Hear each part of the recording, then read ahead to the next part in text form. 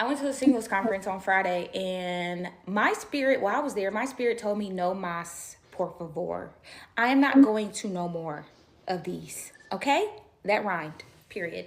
I'm not going to anymore. And here's why. So that singles event was cool because they actually had a mix and mingle session at the end where they put us in a very cool atmosphere for people to talk and meet with each other. Although there was like 3 men there and 300 women, I loved the fact that they did that. I thought that was really cool. But my thing is, you go to one single event, you go to them all. They got the same message, and I'm gonna tell y'all what they be saying so that you can know ahead of time. If you feel like you're called to go, go. If you feel like the Lord is telling you to go, go. If you've never been, go. If you want to mix and mingle with other single people, go.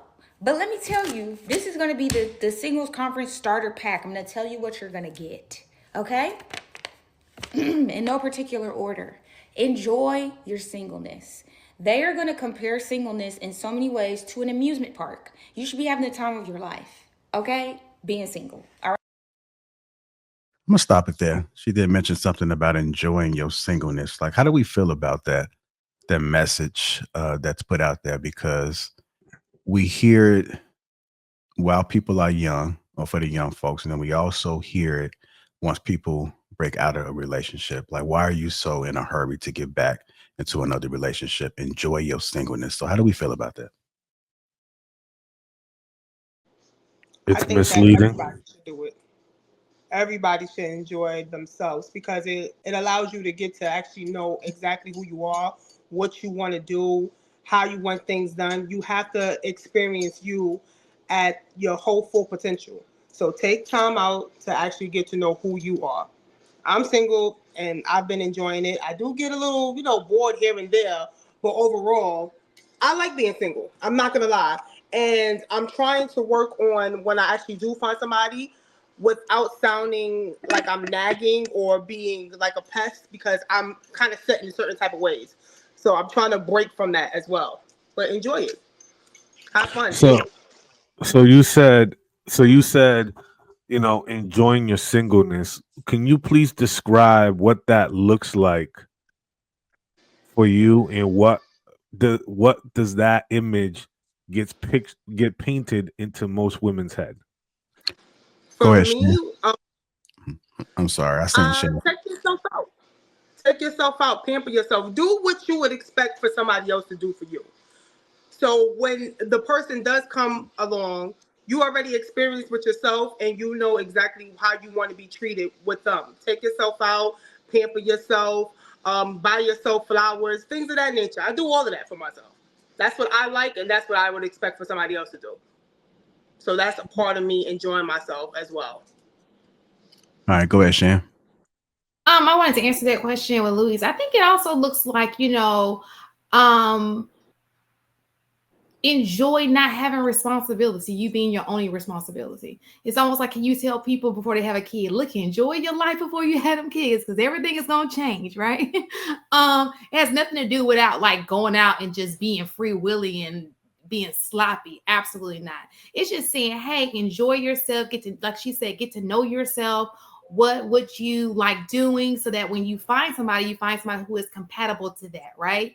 Know yourself, know what again, know what you like and what you don't like, what you want to tolerate, what your intentions are. Know all of those things before you jump your butt into a relationship.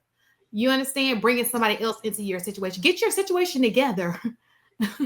I think that that's what that means, just being single, worried about you, because when you jump into a relationship, it's going to be about you and somebody else. And if you have children, it's going to be about you and your family. It is no longer just about you. So while you don't have one, heal, be the best version of yourself, so that when you go into a relationship, you are fully healed. You are the best version of yourself, and you can compliment that man. He can compliment you. I understand.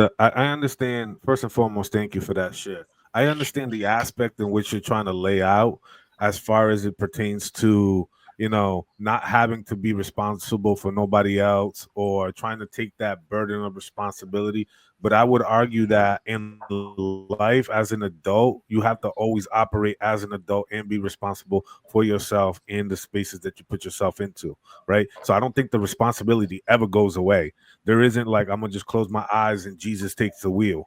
There isn't that aspect. I think there's an intentionality behind it. And sort of when I asked this question, and I think you did a really good job, Shane Monet, in kind of illustrating what that really looks like. Because when I ask that to most people, most women, they're talking about traveling, trips, being outside and stuff like that. But I rarely hear spending time with God. I rarely hear, reading a book. I rarely hear, doing self-reflection. I rarely hear going to therapy. I rarely hear, investing in my physical health or the way I eat nutritionally. I rarely hear, women say, I need to evaluate my circle of friends to make sure that they have the best intention of me and that this is the same crew of friends that I want to grow into the next chapter of my life, right? These are evaluations when you're talking about being single and trying to move into that, usher into that next step.